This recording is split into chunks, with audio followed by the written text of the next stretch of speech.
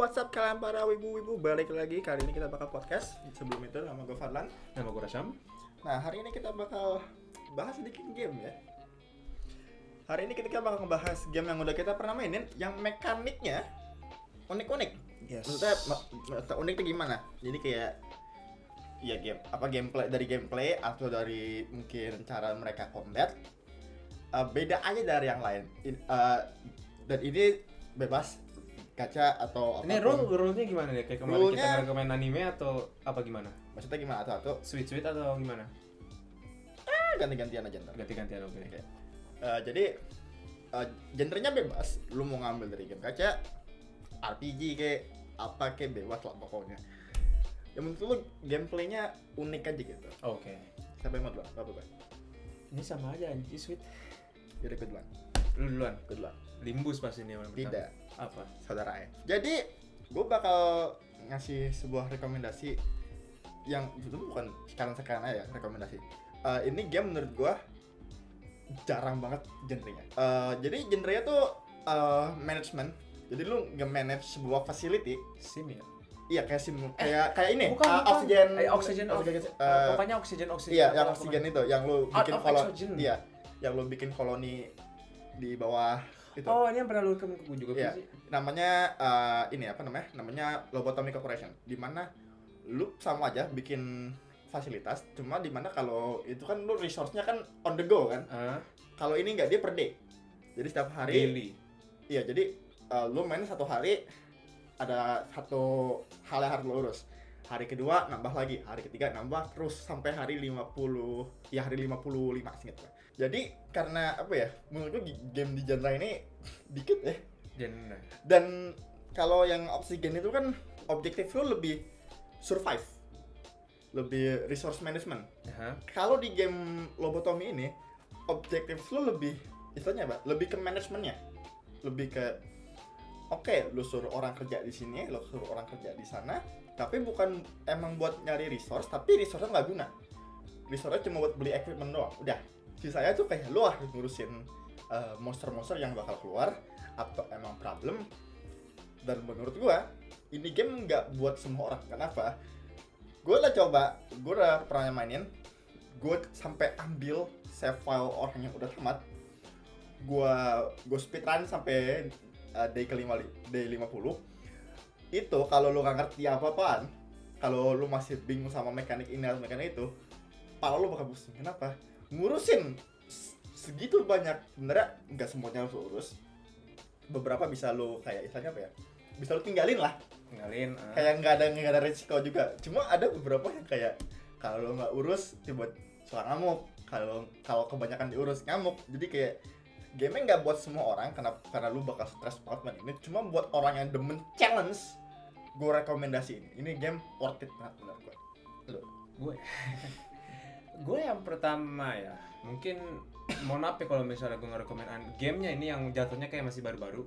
Karena gue emang untuk game anime itu emang jarang banget. Masalahnya sekalinya gue main itu pasti udah aja ya, turn based. Ya kan habis itu juga ya pokoknya ya gue jarang banget lah main game anime gitu. Dan sekarang yang gue lagi addicted itu adalah Nikke. Yes, pertama Nikke, gue rekomen Nikke. Kenapa? Karena first of all, gue tahu kita itu keklibet sama pantatnya. I know. Gue juga kayak gitu. We know the jokes, okay? We know the joke. Gue tahu banget karena ya lu gak usah munafik dah lu bilang lu karena pengen story atau apalah. Gue tahu lu pertama kali main Nikke itu karena pantat kan, gue tahu itu pokoknya ya kan. Nah, gue juga kayak gitu. Gue main karena pantat dulu kan anjing kan. Agak aneh gue ngomong kayak gitu. Cuman ini masalah genre kayak gini tuh Nikke itu apa ya jatuhnya ya? I guess shooting. Jadi kayak gameplaynya tuh kalau kayak gue gak bilang kayak Time Crisis yang di Time Zone sih, cuman emang agak-agak mirip. You know what? Yeah, that's the genre. Kayak pokoknya hampir mirip kayak Time Crisis yang di Time Zone. Kalian ngegerak-gerakin cursor-cursornya itu, ya kan. Terus abis itu kan ada skill atau apa gitu kan, selain dari pantatnya yang indah-indah itu semua. Nah, mekanik gameplaynya ya shooting. itu jatuhnya shooting dan itu juga straightforward, ya udah gitu-gitu aja, ya kan. Dan ini idle game. Bukan idle. Jadi AFK. Jadi kalian di sini kalau kalian resource sama hampir daily gitu. Jadi di sini itu di Source itu paling maksimal kalian dapat max 100% itu 12 jam. Jadi basically satu hari itu kalian bisa ngambil 2 kali. Ya kan? Yang penting kalian tahu waktu-waktunya aja. Terus habis itu juga selain idle game juga ya gacha ya kan. Terus habis itu cuman yang bikin gue tertarik itu bukan karena unik gameplaynya, tapi karena yang ini gue udah sendiri, cuman karena storynya. Jujur gue juga pertama kali main gue juga gak terlalu tertarik untuk main sampai gue main storynya, gue perhatiin atau apa. Awal-awal tuh emang shit gitu kan, karena emang ya semua game gacha kurang lebih begitu. Jangan kan game gacha, anime pun juga kadang kayak gitu kan. Contohnya kayak beberapa chapter awal tuh kayak biasa aja gitu, jadi lu kayak ya udah gitu doang. Iya, cuma pas udah ke belakang udah mulai ini. Mungkin ini kayak agak downfallnya ya. Gue nggak tahu apakah semua idle game kayak gini atau enggak. Jadi kalian di step segitu ada combat power, jadi ada rekomendasinya. Nah kalau kalian di bawah itu, kalian kena debuff. Debuffnya itu lumayan gede. Itu kalau kata gua sih, itu kayaknya cuma Nikkei doang nih. Kayak Nikkei doang ya? Iya, soalnya seinget gua kebanyakan game yang gua mainin enggak ya combat power gitu. Jadi basically di Nikkei itu ada combat power, jadi setiap squad lu pada itu ada kekuatannya. Nah, stage itu beda-beda kekuatannya. Tapi kalau kalian main itu sekalian lower dari combat power yang seharusnya direkomend, kalian kena debuff, dan debuff itu gede banget. Tapi ya kalau kalian dapat karakter emang yang bisa ngelawan musuh-musuhnya itu bisa juga. Jadi kalian mungkin kalau gue boleh jujur, kalau misalnya kalian main ini terus kalian nyoba untuk main terus ngelawan yang itu, gue rekomendasi sih jangan pakai auto. Kalian pakai aim sendiri. Soalnya kalau misalnya pakai auto, kalian pasti bakal susah dengan cara nge-timinginya. Timingnya. Jadi timing kalian ngeluarin skillnya kapan itu kalian nggak bakal dapat gitu. Karena auto ya kalau udah muncul udah bisa ini ya otomatis keluar gitu kan. Abis itu auto kadang-kadang kalau bos round itu muncul suka ngincer, karena itu auto pasti mereka ngincer-ngincernya kecil-kecil dulu. Kalau emang kalian pengen cepet-cepet menang dengan power yang rendah, ya pakai itu, pakai yang manual ya kan. Dan ya itu kalau itu dari gua. Jadi gua bakal ngasih satu game. Sebenarnya lebih cenderung sebuah seri, tapi cuma gua bakal ngebahas salah satu aja karena kalau gua bahas semua kebanyakan. Ini yes. Kau tahu sih? Gak tau, gue nebak aja. Gue antara Fire Emblem atau Cold Steel. Oke, jadi yang mau gue bahas adalah Trails of Cold Steel atau The Kiseki series. Basically ini game RPG. Cuma menurut gue ini game RPG turn based ya kalau maksudnya. Turn based tapi lebih unik lagi. Kenapa gue bilang unik? Biasanya gue boleh masukin SRW kan. Jadi biasanya kan lo kalau main turn based kan bayangin aja Persona 5, ya lo jalan, namanya musuh gebuk gitu kan. Ntar combat mulai. Bedanya kalau turn based biasa, ya udah cuma lo musuh lo baris-baris doang kan. Cold Steel lo dikasih arena. Kalau di game Cold Steel 1 sama Cold Steel 2 cuma bulat doang. Cold Steel 3, Cold Steel 4 lebih ke environment. Jadi selain dengan turn based, ada turn order juga. Lo bisa gerak. Jadi karakter lu nggak cuma diem doang. Ini mainnya positional. Jadi kan kebanyakan kalau turn based kan kayak nge-buff gitu-gitunya kan, lu nggak harus mikir kayak temanku di mana ya. Itu yang biasanya main SRW. Kalau ini lu mainnya positional. Jadi mereka mainnya pakai line, pakai circle buat nge-buff segala macam. Jadi ada depth lagi aja gitu. Selain lu harus nge-buffing, harus ngurusin enemy yang datang. Terus juga ini menurut gua salah satu game yang nge-inspirasi Star Rail. Kenapa? Karena walaupun emang gak terlalu mirip, walaupun mirip banget sih, lebih miripnya di combat sistemnya, bukan dari yang bisa nge-skip. Ya, nge-skip turn orang dengan pakai ultimate-nya. Di Cold Steel ini dari dulu udah ada. Oh, udah ada. Dari game pertama udah ada. Itu emang ciri khas mereka. Star Rail kan juga ada referensi, cuy, ada Ilya di sini. Iya. Ikut tahu yang maksud siapa. Jadi dari game paling pertama tuh emang itu udah ternyata mereka. Kita bisa nge-skip turn orang pakai ulti. Dan itu malah jadi kayak ciri khas mereka ya, kalau misalkan semua game mereka tuh pasti ada sistem itu, pasti ada, dan itu yang bikin unik aja itu. Unik ya. Kayak misalkan lu semua lagi down, terus lu punya support, pecahin aja ultinya di tengah musuh biar kayak I guess I survive. Menurut gue sih itu aja sih. Ini tuh game menurut gue bagus. Dari segi story juga bagus banget. Nah kalau kalian nanya nih ya, gue ada tahu sedikit. Karena kalau nggak salah bisa beli Cold Steel itu di Steam. Yes. Karena dulu seinget gue tuh eksklusif Nintendo ya, seinget gue. PS gitu. PS atau Nintendo sih? PS ya. PS. Nah dulu itu eksklusif PS ingat Iya. gua. Dan ya Dulu kan nggak bisa. yang konsol 1 konsol 2 nyangkut di Vita, abis itu dapat portnya, terus 3 4 konsol rilis, PS, PC segala Nah macam. jadi kalian bisa beli. Beda kalau Iya. Fire Emblem seingat gua Nintendo doang. Iya. Nah, terus juga buat yang misalkan nih yang mau main terus nanya, gue harus mulai dari mana? Kenapa? Karena kalau misalkan lo cari nama Trials, ada sekitar 9 game. Ya, 9 game yang keluar. Gue gak bohong. Wow. Ada 3 yang dari zaman bahla. Itu 3 game pertama, namanya Trail of the Sky. Itu 3 game pertama. 1, 2, 3. Terus kita punya Trails of Zero sama Trail of Azure. Ini game baru ditranslate, baru keluar enhance remasternya. Sebenarnya kayak bisa gue remaster, re-release lah. Basically isinya cuma kayak banyak plot hole yang diciptain di 3 di 4, hostel 3 sama 4. Jadi mereka nggak karena beberapa karakter dari itu ada di 2 game ini. Jadi kayak di patchingnya gitu. Oke. Ada tambah sprite aja gitu. Terus ada Cold Steel 1 sampai 4. Iya, banyak. Terus ntar singkut antara tahun ini apa tahun besok mereka ngeluarin 1 game lagi buat nutup 2 arc ini. Pokoknya ribet tapi ini worth it banget buat yang demen sama story building, world building. Ini game worth it. Next. Oke. Tadi gue pengen rekomen Azure Lane, cuman menurut gue kayaknya udah nggak kayak, makanya gue nanya boleh. Jadi gue sekarang rekomen Super Robot Wars. Yep. Dan ini pernah gue bahas juga kalau nggak salah di salah satu podcast kita masih awal-awal kalau nggak salah ada ya. Gue pernah ngebahas tentang game ini. Nah, gue tahu game ini tuh emang mecha. Yes, I know. Yeah. Cuman bukan karena itu juga. Gameplaynya jatuhnya tuh setiap game tuh berkembang. Yep. Jadi bukan hanya turn based biasa aja. Jadi tuh yang ini dari gue main game ini itu dari VXT sama 30. Jadi kalau gue boleh jujur, gue nggak main yang Z atau apa ke bawah-bawah. Kenapa? Karena kamu udah dapetin game ya? Ya karena itu masih region lock jatuhnya ya, masih di Jepang aja. Dan kalau misalnya nyari yang English patch gitu itu belum ada sayangnya. Nah, jadi gue demen dari SRW itu gameplaynya itu adalah turn based dan dia turn based-nya gak kayak Code Steel sih gue. Beda ya? Beda. Ini bener-bener basically turn based. Jadi kalian di map itu ada grid-nya. Fire Emblem. Ya, Fire Emblem ya benar. Ada grid-nya di Fire base-nya itu. Emblem cuma lebih apa ya? Kalau Fire Emblem kan dia lebih istilahnya apa ya? Combat-nya itu lebih banyaknya tuh lebih ke class.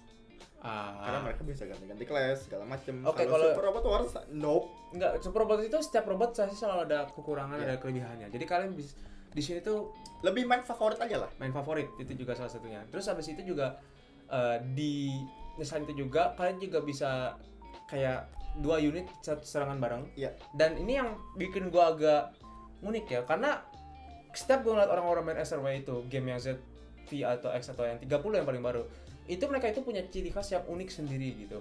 Kalau di Z yang sering gua lihat itu keserangan mapnya, alias yang serangan satu map itu bagus banget. Itu kayak lebih luasa lah dibandingin yang sekarang. Dan abis itu juga seinget gua kalau misalnya kalian di SRW Z itu kalian bisa satu turn itu bisa ngeburu 2 enemy sekaligus. Sedangkan kalau di V sama X sama itu nggak bisa kecuali kalau kalian pakai kekuatan pakai map atau pakai bantuan dari support. Ya kan. Nah, di sana itu seinget gue nggak bisa. Seinget gue di Z itu doang itu bisa langsung single 2 double kill gitu. Ya kalau double iya. Ya. Soalnya kalau di yang baru lo harus pakai ini. Pakai support. Seinget gue nama skillnya Zal. Ya, Zil. Ya, Zil itu kan dia sendiri yang gerak lagi. Iya. Nah, kalau di Z itu dan abis itu juga setelah itu story building di sininya itu jujur gue suka banget. Karena basically kalian bayangin mecha anime itu kan ada banyak ya. Dan sekarang walaupun sekarang udah mati sih cuman bayangin story itu lu bikin jadi satu paket gitu loh. Dan entah kenapa tuh semua masalah yang ada di situ tuh semuanya nyambung. Padahal mereka itu beda seri. Kayak gimana cara kita bikin A sama B nyambung? Nah, tambah C. Tambah ya berarti saya lagi nyambung tambah D tambah F. Nah, itu bener-bener panjang gitu. Bener-bener panjang banget dan itu juga kalian main itu pun kalian nggak perlu yang namanya itu kayak beberapa kalau begitu ada yang kalian harus nonton dulu atau misalnya apa. Cuman beberapa enggak. Dan itu yang gue suka gitu. Dan beberapa juga ini mungkin kayak lebih ke fan service aja sih untuk fan mecha, karena beberapa di gamenya ini ada kayak eksklusif mekanya di situ. Jadi kalian protagonisnya itu punya protagonis di dunia sendiri, ya kan. Abis itu juga kadang-kadang suka ada yang dimana misalnya di animenya itu gak ada, tapi di gamenya itu ada power up. Nah di situ. Dan ini yang gue suka banget gitu. Contoh Genesis Gogaigar. Paling gampang. Genesis Gogaigar dari Gogaigar, banyak yang nggak tahu. Oke, apa? Ini Code Geass. Code Geass. Kalau kalian tahu di Code Geass yang sekarang ini yang di SRW 30 ini, Fukatsu no Lelouch, sama di SRWX itu, kita SRWX aja paling gampang. Di SRWX di singkat gue sebelum Fukatsu itu kan Lelouch kan jatuhnya kayak jadi agak-agak penakut gitu kan. Di SRWX dibalikin lagi sifat Lelouch. Itu salah satunya. Jadi kalian kalau misalnya kayak gue pengen lagi nih lihat Lelouch kayak abis gini gimana sih. Nah kalian misalnya di SRW di game-game ini, karena biasanya suka ada exclusive story-nya sendiri gitu kan. Nah abis itu juga di SRW 30 Lelouch itu basically kayak tuh di animenya itu diliatin nggak sih Lancelot Zero? Lancelot Zero tuh yang mana? Yang ungu, yang punyanya si Diliatin kan? Tapi cuma sedikit doang kan? Di movie sih gue. Nah, cuma di awal doang. Awal doang kan? Pas soalnya lagi diculik.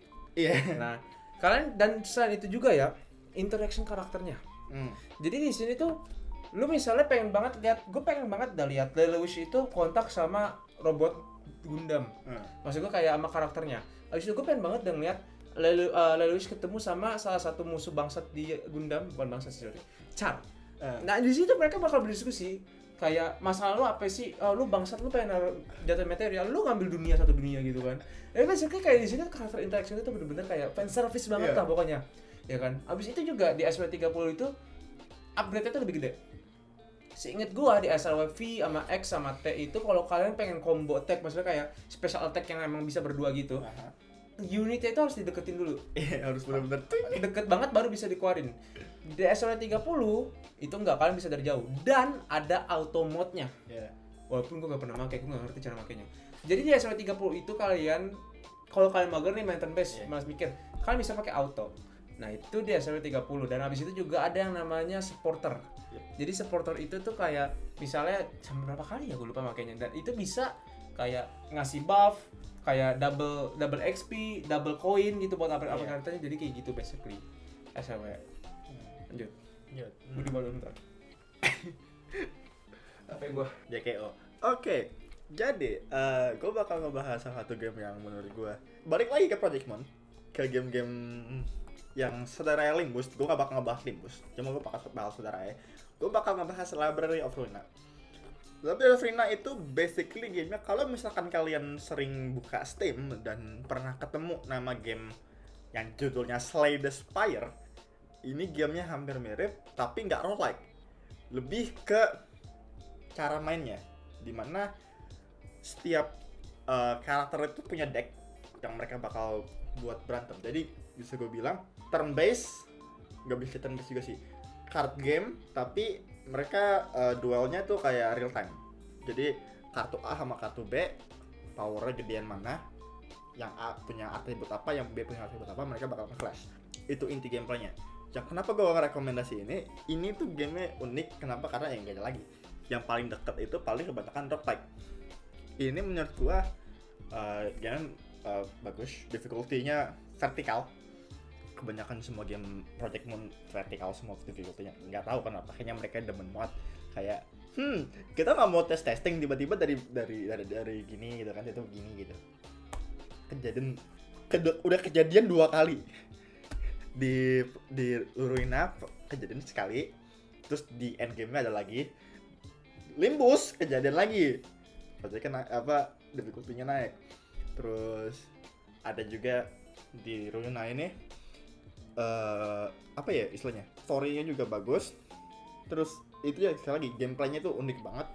Gak ada, gue belum pernah lihat lagi game yang mirip kayak Ruina. Terus juga cara mereka combat, ya sih gue bilang kartu. Jadi setiap kartu punya deck dan satu floor. Jadi lo mainnya floor. Jadi lo bakal dikasih 9 kalau gue nggak salah. No enggak, bukan 9. Iya 9. Lo bakal dapat 10. Lo bakal dikasih 10 lantai. Setiap lantai itu bisa ada 5 karakter. Setiap karakter ini punya deck masing-masing. dan setiap floor mereka punya buff yang beda-beda. Maka itu gamenya tuh enjoyable banget, replayable-nya juga bagus. Jadi setiap floor punya buff yang beda. Terus mereka juga punya istilahnya apa ya? Kayak boss fight. Jadi setiap floor itu punya 5 boss. Jadi bukan boss story, tapi boss floor. Jadi setiap floornya itu mereka punya storyboard floor itu sendiri. Jadi story-nya nyeritain tentang apa, tentang karakter yang ada di floor itu dan segala macamnya lah. Jadi setiap story sectionnya itu bakal ada boss. Itu menurut gue bikin menarik juga. Jadi kayak lu punya 2 story, lu punya main story yang normalnya yang lu ngelawan semua musuh yang datang ke tempat ruina ini, atau lu punya basically kayak side story-nya itu, lebih character development. Menurut gua ini bagus banget. Dan dari segi gameplay, dari difficulty awalnya tuh emang gampang ke agak susah, terus tiba-tiba susah, terus makin susah. Jadi kalau mungkin lu nggak biasa banget, apalagi ini game lu harus baca setiap ability, hampir setiap. Ada beberapa yang sama ability-nya yang selalu dipakai buat setiap boss atau setiap karakter. Jadi lu gampang banget kayak ini ability-nya ini, ini yang ini ability-nya ini. Jadi lu nggak harus baca terus. Cuma karena sometimes ya lu harus baca. Kenapa? Ability-nya beda buat setiap karakter. Dan ya itu yang menurut gue yang bikin game ini lebih susah buat direkomendasi. Kenapa? Karena pas udah nyampe end game lu bakal pusing sendiri mainnya. Kenapa? Karena saking banyak karakternya, lu harus bikin semuanya punya deck. Jadi kayak tangan tuh kayak harus bisa tahu, oke ini deck bagus, ini buat itu, buat ini. Lu harus bikin semua buat semua lantai. Kenapa? Karena semuanya bakal kepake end game. Next, last one gue pernah juga ngomongin sama Padlan. Ya gue tahu gue ngerekomen yang udah pernah gue rekomen, tapi ya udah. Uma Musume.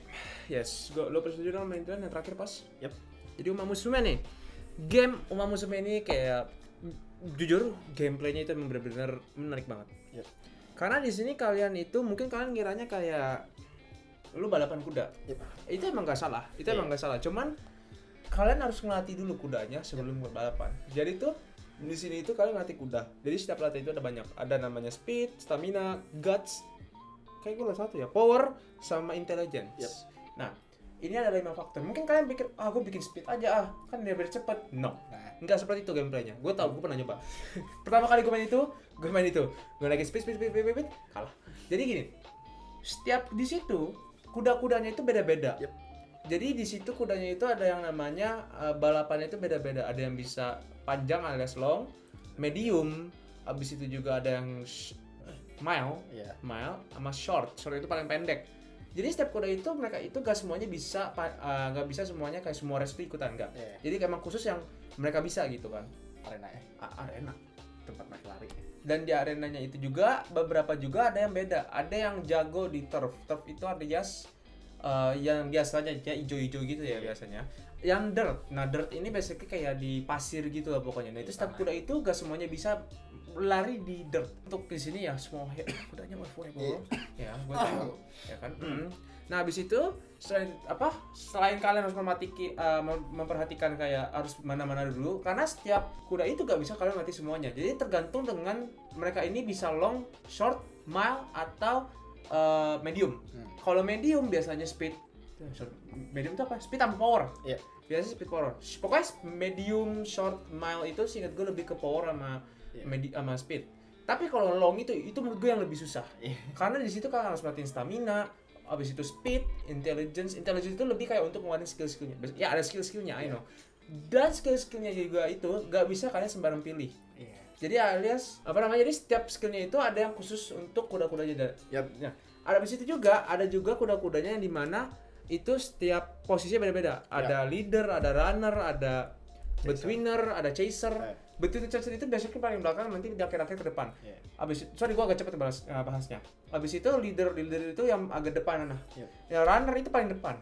Skillnya itu tergantung dari 4 posisi ini. Ada yang memang kayak bisa semuanya, cuman beberapa emang ada yang harus kalian milih dulu. Benar-benar harus baca dulu. Dan biasanya lu bisa juggling buat satu karakter kayak antara leader atau runner atau chaser. Nah, Dan ada beberapa karakter emang nggak bisa dijuggling. Iya. Ya, jadi kalian emang benar-benar harus nyari posisi itu terserah kalian. Nah, abis itu juga di sini kalian itu kudanya juga ada mood.